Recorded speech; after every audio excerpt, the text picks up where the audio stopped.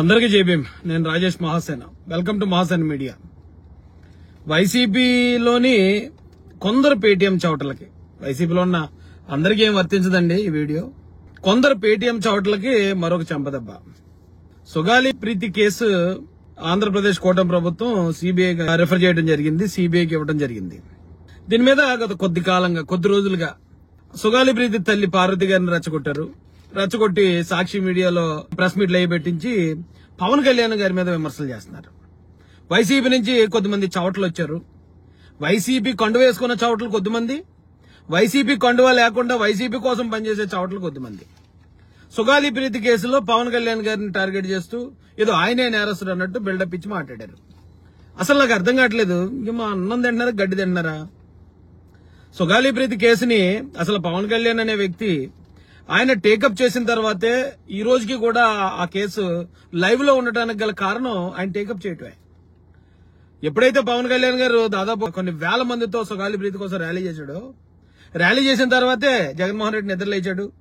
వాళ్ళకు ఒక 5 ఎకరాల పొలం, దాదాపు 10 కోట్లు విలువ చేసే 5 ఎకరాల పొలం, ఒక 50-60 లక్షలు విలువ చేసే ఇళ్ల స్థలం, ఉద్యోగాలు కూడా ఇచ్చినట్టున్నారు, గవర్నమెంట్ ఉద్యోగాలు. ఇవన్నీ పవన్ కళ్యాణ్ అనే వ్యక్తి చేసిన పోరాటం వల్ల వచ్చాయి. అయితే ఇప్పుడు పవన్ కళ్యాణ్నే బాధ్యుని చేస్తూ ఆయన్నే ఏదో ఈ నేరం చేసింది ఆయనే అన్నట్టు ఈ చవట దద్దమ్మలు చేసే ఈ ప్రచారం చాలా అసహ్యం అనిపించిందండి. నాకు చాలా కోపం వచ్చాను ఈ లైవ్ లోకి. ఇప్పుడు ఒక దద్దమ్మ ఆడుతున్నాడు, ఇక వాళ్ళ పేర్లు మనం ప్రస్తావించడం అనవసరం గానీ, ఒక చవట అంటున్నాడు ఆ పవన్ కళ్యాణ్ గారు ఏం చేశారు, పవన్ కళ్యాణ్ గారు ఎంతవరకు తీసుకొచ్చారు ఈ కేసునని. ఇది 2014 నుంచి 19 దాకా తెలుగుదేశం ప్రభుత్వం ఉన్నప్పుడు చివరిలో జరిగిన నేరం. ఆ చివరిలో నేరం జరిగిన వెంటనే చంద్రబాబు నాయుడు గారు ఏసీపీ ర్యాంక్ ఒక మహిళా అధికారిని నియమించారు.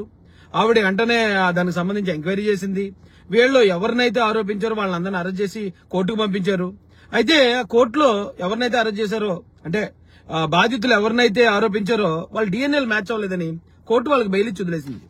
ఈలోపు ఎలక్షన్లు వచ్చేసాయి. ఎలక్షన్ ఆడవాళ్ళు ఉన్నారు అందరూ. 5 సంవత్సరాల పాటు జగన్మోహన్ రెడ్డి దీని మీద కనీసం నోరెప్పకపోయినా ఇప్పుడు మాట్లాడుతున్న చవట దద్దమ్మల్లో ఏ దద్దమ్మ మాట్లాడలేదు ఆ రోజు. ఈ దద్దమ్మలు ఎవ్వరూ కూడా జగన్మోహన్ రెడ్డిని ప్రశ్నించడానికి దమ్ము సరిపోలేదు. అంటే కూటమి ప్రభుత్వం యొక్క మంచితనం, చంద్రబాబు నాయుడు గారి మంచితనం, లేకపోతే లోకేష్ గారి మంచితనం, పవన్ కళ్యాణ్ గారి మంచితనం, ఇప్పుడు ప్రతి దద్దమ్మ వచ్చేస్తున్నాడు, ప్రతి అడ్డగాడితో వచ్చేసి ఎప్పుడో జరిగిన దానికి 5 సంవత్సరాల పాటు జగన్మోహన్ రెడ్డి ఏం పట్టించుకోకపోయినా అప్పుడు కనీసం నవరంధ్రాలు మూసు కూర్చున్న ఈ దద్దమ్మలందరూ ఇప్పుడు దీనికి కారణం పవన్ కళ్యాణ్ గారని మాట్లాడుతున్నారు. ఇంకేం చెప్పాలరా మీకు? ఇప్పుడు 5 ఎకరాల పొలం జగన్మోహన్ రెడ్డి గారు ఇచ్చాడు, మరి గెలిచిన వెంటనే ఎందుకు ఇవ్వలేదు? పవన్ కళ్యాణ్ గారు పోరాడిన తర్వాత ఎందుకు ఇచ్చాడు? ఇప్పుడు తెలంగాణ ఇచ్చింది కాంగ్రెసే, అందరికీ తెలిసిన విషయం అది. కానీ తెచ్చింది నేనని చెప్పి కేసీఆర్ జనాలను నమ్మించగలిగాడు. 2 సార్లు ముఖ్యమంత్రి అయ్యాడు, ఆయనే పోరాడాడు కాబట్టి ఆ క్రెడిట్ కేసీఆర్కే వచ్చింది.